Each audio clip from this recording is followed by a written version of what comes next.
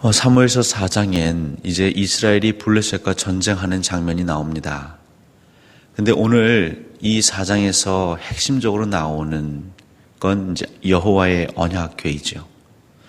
이스라엘이 블레셋의 전쟁에 패한 1차 전투에서 패한 이후에 그 지도자들이 한결같이 한 목소리로 이 전쟁의 패인을 어디에서 가져왔냐면 여호와의 언약궤를 앞세우지 않았다. 어떻게 보면 굉장히 믿음의 고백인 것 같은데 또 한편으로 보면 이것은 굉장히 신성모독에 가까운 것이죠. 이제 뒤에 보면 계속 그런 내용이 나오죠.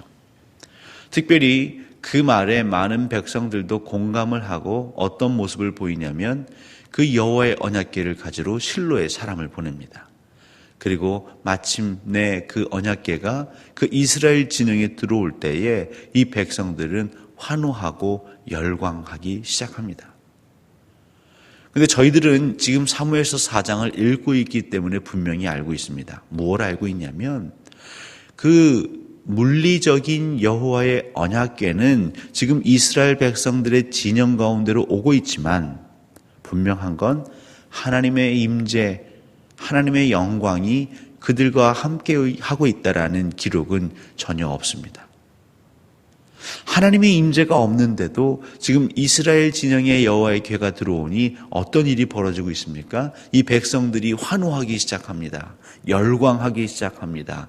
그리고 이제 궤가 있기 때문에 그 광야에서 궤를 앞세워서 그 이스라엘 백성들이 가는 곳곳마다 하나님께서 놀라운 기적과 이적을 행하셨기 때문에 이제 이 궤가 있기 때문에 우리는 그 이적을 맛볼 것이다. 특별히 저 블레셋도 여리고성을 무너뜨렸을 때처럼 우리가 쉬이 넘어갈 수 있을 것이다. 스스로들 흥분해 있습니다. 오늘 이 본문 말씀은 우리에게 어떤 의미를 가져다 주고 있습니까? 하나님의 영광, 하나님의 임재 없이도 사실 우리 인간들은, 특별히 예수 믿는 사람들은 열광적인 예배를 드릴 수 있습니다. 우리들의 마음에 합한 예배, 우리들이 즐거워하는 예배, 또 우리 스스로 이것이 예배다, 이것을 통해서 하나님이 기뻐하실 거라고 자기 만족, 자기 착각, 자가당착에 빠져 있는 예배 행위를 얼마든지 할 수 있다는 것이죠. 그런데 아주 근본적인 잘못이 있는데 그것은 여호와를 구하지 않고 그저 여호와의 언약궤, 눈에 보이는 하나의 상징과 표징에 머물러 있는 것입니다. 사실 그 모임, 이스라엘 백성 진영들의 그 환호와 그들의 반응이 얼마나 대단했는지 그 블레셋 진영에서는 두려워하고 있습니다. 그들의 귀에 들리는 그 소리로 인하여서 일이 어찌 됨이냐. 아마 정탐꾼이 얘기했겠죠. 큰일 났습니다. 그 이스라엘 백성들의 부족신 만군의 주 여호와라는 그 하나님을 상징하는 궤가, 언약궤가 지금 진영으로 들어갔습니다. 그 언약궤가 어떤 일을 했는지 다 아시지 않습니까? 왜냐하면 그 이스라엘 백성에 대한 소문이 이미 그 고대 근동 지역에 퍼져 있었기 때문이죠. 그럼에도 이 블레셋 장수는 이 군사들의 사기를 일깨우면서 전쟁을 하였고 그 결과는 뻔한 것이죠. 하나님께서는 이스라엘 백성들이 하나님을 찾기를 간구하셨지 그 언약궤에 집착하는 것을 기뻐하지 않으셨습니다. 나중 가보면 더 우스꽝스러운 일이 나오는데요. 13절입니다. 13절에 보시면 엘리가 나오는데요. 그가 이를 때는 엘리가 길 옆에 자기의 의자에 앉아 기다리며 그의 마음이 하나님의 궤로 말미암아 떨릴 즈음이라. 그 사람이 성읍에 들어오며 알림에 온 성읍이 부르짖는지라. 여기 엘리가 나오죠. 이 말씀을 얼핏 보면 그래도 엘리는 참 충성스러운 제사장인 것 같습니다. 왜냐하면 지금 그 아들 홈리와 비느하스도 그 전쟁터에 나갔는데 그 홈리와 비느하스를 걱정하기보다는 지금 무엇을 걱정하고 있냐면 여호와의 언약궤를 걱정하고 있습니다.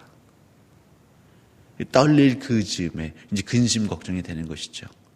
지금 이 백성들이 여호와의 언약궤를 가져가긴 가져갔는데 별탈이 없는가? 요즘 누가 누구를 걱정해야 합니까? 여호와의 언약궤를 걱정하는 실로의 마음. 물론 제사장으로서 그 자기가 제사하는 그곳에 상징적으로 여호와의 언약궤가 율법적으로 있어야 합니다. 근데 지금 그 율법, 그 언약궤가 전장에 나간 것이죠.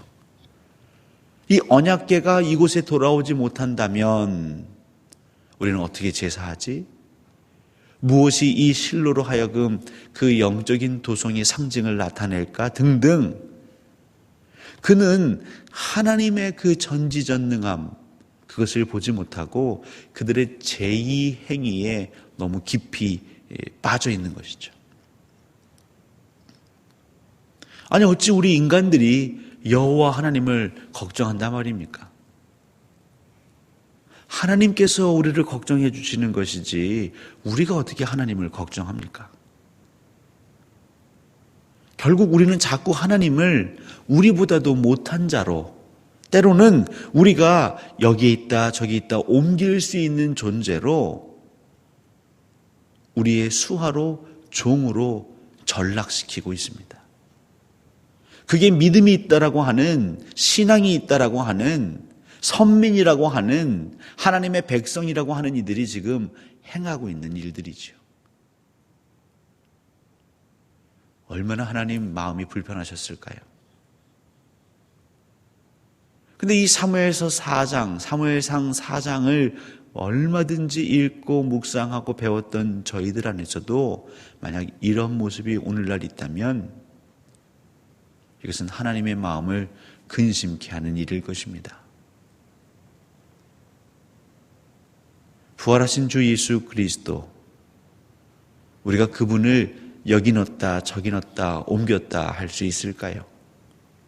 이리 오세요 저리 오세요 라고 우리가 마치 종 부르듯이 할 수 있을까요?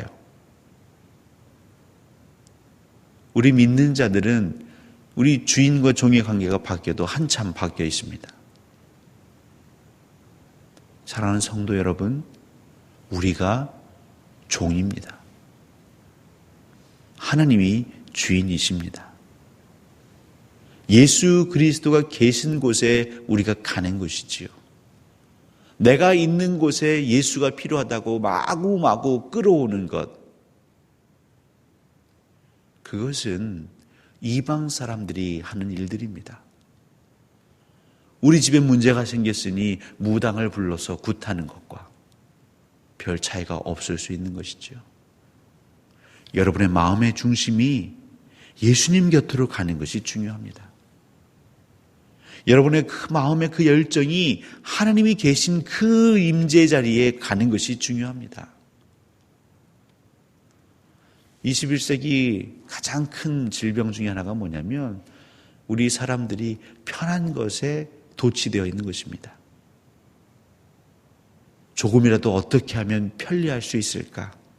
불편을 줄여갈 수 있을까? 눈에 보이는 문명 세상에서는 많이 유익이 있는 것 같은데요. 우리의 영성에 있어서는 이것이 해가 될 때가 있습니다. 여러분 편하게 예수 믿고 싶으십니까? 편안하게 천국 가고 싶으십니까? 과연 그런 길이 있을까요? 그것은 아브라함 때도 없었고 저희들 때도 없을 것이고 예수 그리스도가 재림하시기 직전에도 없을 것입니다. 한국교회, 우리 광주동산교회, 저와 여러분 믿는 자 한 사람 한 사람이 지금 굉장히 위기에 있는 것은 우리의 필요에 따라서 언약궤를 옮기려고 하는 이스라엘 백성들과 같은 마음이 은연중에 보여지기 때문입니다.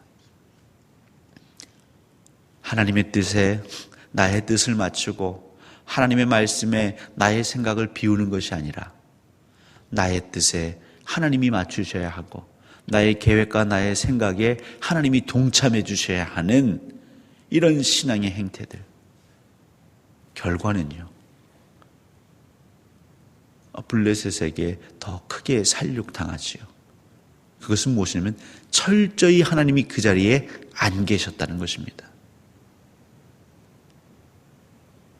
우리들끼리 모여서 주여 주여 두세 사람이 모인 것에 주님 함께 하신다고 하지 않으셨습니까? 물론 맞습니다. 근데 문제는 정말로 하나님을 하나님 되이 인정하고 예수 그리스도를 나의 주님으로 인정하며 그분 앞에 내 것을 내려놓을 정도의 마음의 준비가 된 두세 사람이 모인 곳에 하나님이 함께 하시는 것이지요. 그렇지 아니하고 그냥 신앙의 껍데기가 있는 저희들끼리 우리의 만족과 우리의 유익과 우리의 소원을 위해서 하나님을 여기로 저기로 옮겨가는 듯한 그런 신앙의 삶 가운데에는 하나님이 동행하시지 아니하신다. 왜 엘리와 그 두 아들 홈리와 비나스는 한날에 죽게 됩니까?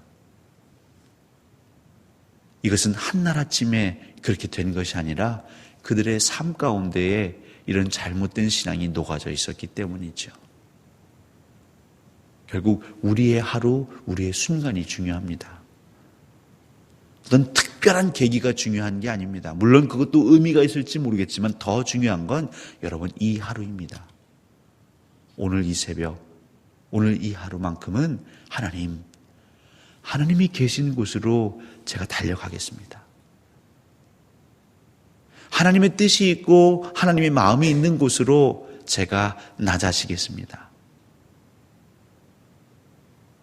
제 계획, 제 인생 그 플랜에 하나님을 제가 모셔오는 게 아니라 하나님의 계획에 제가 제 것을 포기하고 순종하겠습니다.